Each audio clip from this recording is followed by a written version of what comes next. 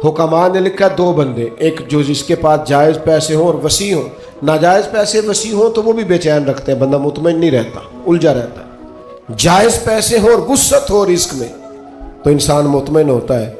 और दूसरा, अगर अल्लाह किताबो सुन्नत का इल्म अता कर देना, फिर तबीयत में वो ठहराव आता है, वो सुकून आता है।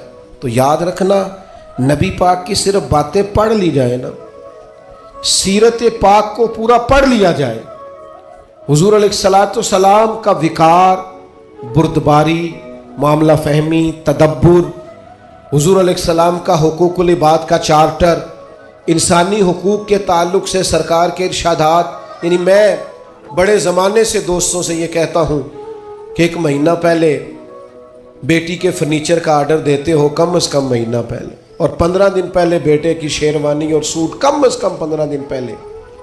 काश इन दोनों को तुम किसी ऐसी जगह भी ले जाओ जहां इन्हें मियां बीवी के हुकूक का दर्स भी मिले।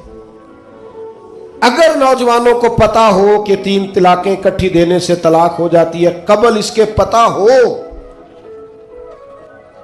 तो जो सैकड़ों केसेस रोज तलाक के आते हैं और वो पछता रहा होता है बाप, लेकिन चूंकि अब उसने दरवाजा ही बंद कर दिया है, 3 तलाकें दे, क्या किया, मसाइल का पता ही नहीं, आगाह ही नहीं। हमारे घरों में इनकलाब आएगा, घरों में। एक हदीस है ना सरकार की, एक कि नबी पाक अलैहिस्सलाम ने फरमाया किसी बाप का अपने बेटे के लिए, बेटी के लिए सबसे बेहतरीन तोहफा ये है उसे अच्छा अदब सिखा दे। लो आप ये काम करके देखें, कल को उसी बेटे की बीवी कितने सुकून से वक्त गुजारेगी। अगर उसके आदाब जिंदगी ठीक हुए तो उसके बच्चे कितने इत्मीनान से वक्त गुजारेंगे। उसके दोस्त कहेंगे यार क्या आदमी है, इसके साथ बैठे तो जिंदगी खूबसूरत हो जाती। हमने क्या किया है, हमने अपने बेचैन दिल को चैन नहीं दिया, हुजूर की बारगाह से फैज़ याब नहीं किया। बेहिकमत और बेतरतीब जिंदगी, उलझे ख्यालात, टूटती बिखरती सोचें, वसवसों के गलबे हमने अपने ऊपर ओढ़ लिए हैं। मिलादुन नबी के इस मौसम बहार में वापस लौटिए और दरवाज़ा रसूल की तरफ रुजू कीजिए। क़यामत तक के लिए अब नबुव्वत का दरवाज़ा बंद है। क़यामत तक के लिए जिसे भी इत्मीनान और सुकून मिलेगा सिर्फ गुंबद खजरा वाले महबूब की बारगाह से मिलेगा।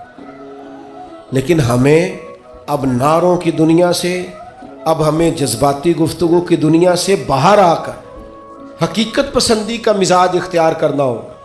हमें वो चीज़ें इख्तियार करनी होगी और अमलन अपनी ज़िंदगी में नाफिजुल अमल करनी पड़ेंगी। फिर आप देखिएगा खुद ब खुद कि बड़े उलझे हुए लोगों की ज़िंदगी में भी आप अपने आप को मुतमईन पाएंगे। दरवेश क्यों मुतमईन रहते थे?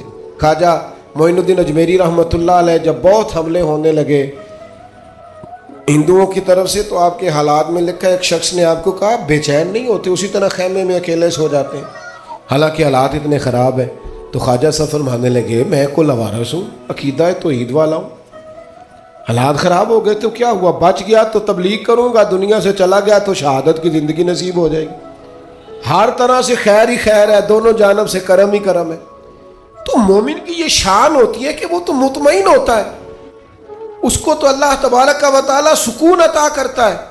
लेकिन हमारा उलझाव अब ख़तरनाक हो गया। तो 4 बातें मैंने आपकी खिदमत में अर्ज़ की। एक तो हिकमत, हुजूर उम्मी है, परदानाई, तदब्बुर, मामला फहमी। और दूसरी बात, रसूलुल्लाह सल्लल्लाहु अलैहि वसल्लम ने हमें अज़मत किरदार सिखाई।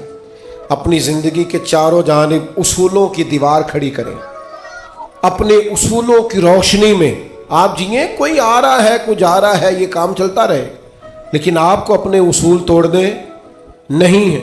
वो कायदे आज़म मिलने आए ना हज़रत अमीर मिल्लत से,